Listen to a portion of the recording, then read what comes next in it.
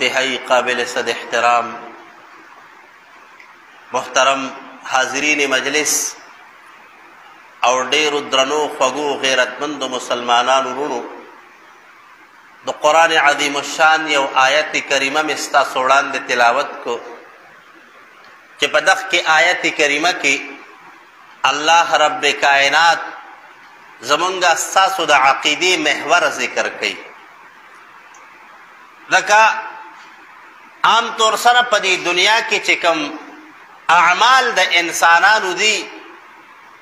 نو د دې لپاره بنیادی ضرورت دا د صحیح عقیدې دی چې د انسان عقیده درستی د انسان عقیده ټیک وي نو د دغه انسان د عمل اجر به الله د انسان ته پوره پوره ورکوي. او که د انسان عقیده ټیک نه وي نو د انسان کده ډیر ځان ستړی کوي د الله په نسبت باندې د دغه انسان د عمل هیڅ ثواب نشته. په دنیا کې چې څومره هم دا باطل فرقې دي څومره هم دا باطل مذاهب دي نو د دوی عقیده ټیک نه ده نو که دوی ډېر هم اعمال کوي نو د الله په نسبت باندې قابل قبول نه دي. نو لومبی عقیده چې کوم ده هغه خپله درستول د عقیدې اصلاح کول دا په مسلمان باندې لازمي دي چې عقیده وپېژني چې زما عقیده څه ده زما عقیده څه ده د خپل عقیدې پہچان کول او د هغې عقیدې مطابق بیا خپله زندگی تیرول د هغې نه بعد انسان که لږ هم عمل کوي نو الله پرې ډېر اجر ورکوي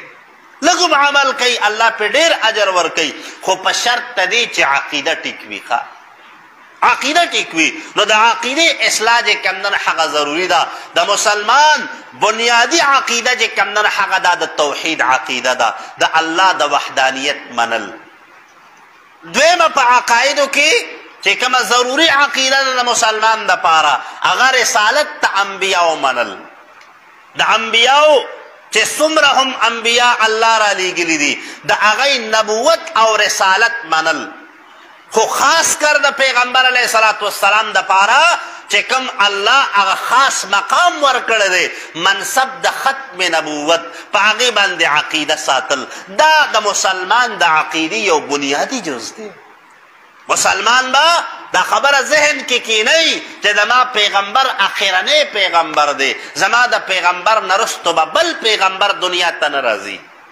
زما پیغمبر اخرنی پیغمبر دی چې الله دنیا ته نبی را لیږلی دی د دې نه بعد به بحیثیت پیغمبر بحیثیت نبی چې کوم ده هغه دنیا ته هېڅوک نه راځي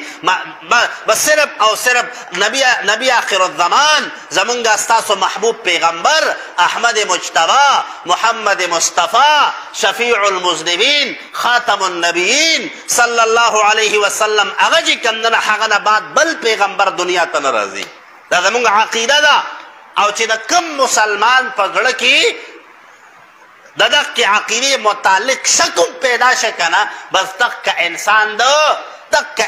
چې کوم ده هغه د اسلام نه ووته. روایاتو کې راځي کتابونو لیکلي دي وایي که چېرته یو انسان د یو داسې انسان نه چې هغه د دروغو د نبوت دعوه کوي او د هغه نه د دلیل مطالبه وکړه د دلیل مطالبه یې وکړه وی دغه دلیل غوښتونکی د اسلام نه ووته د اسلام نه خارج څخه دکه دلیل غوښتل د ده په ذهن کې شک دا پیدا شو چې رسول الله مبارک څه ویلي دي چې د ختم نبوت کوم اعلان یې کړی دی نو په هغې کې شک رالی چې شک پکې رالی نو د اسلام نه ووته. نو د دروغو د نبوت دعوه کوونکې د ده نه به دلیل هم نه غواړي بس چې څنګه ووایي بس ډایرکټ دا خبره تسلیمول چې دی دروغ وایي زما د آقا او د مولا برابر زما د آقا او د مولا د خپو د خاورو برابر په دې دنیا کې بل هېڅوک نشي کیدی. لهذا هغه د ختم نبوت چې کوم مقام الله رسول الله ته ورکړی دی په هغه مقام دفاع کول دا په موږ او په تاسو باندې لازمي دي. رسول الله مبارک په دور کې چې صحابه کرامو هغوی به د رسول الله د ذات دفاع به کوله مونږ ستاسو دپاره د رسول الله د ناموس دفاع چې کوم ده هغه دا ضروري ده. الله تعالی دې مونږ ته په دې لږو خبرو باندې د ریک عمل کولو توفیق را نصیب کړي. واخر دعوانا ان الحمد لله رب العالمین.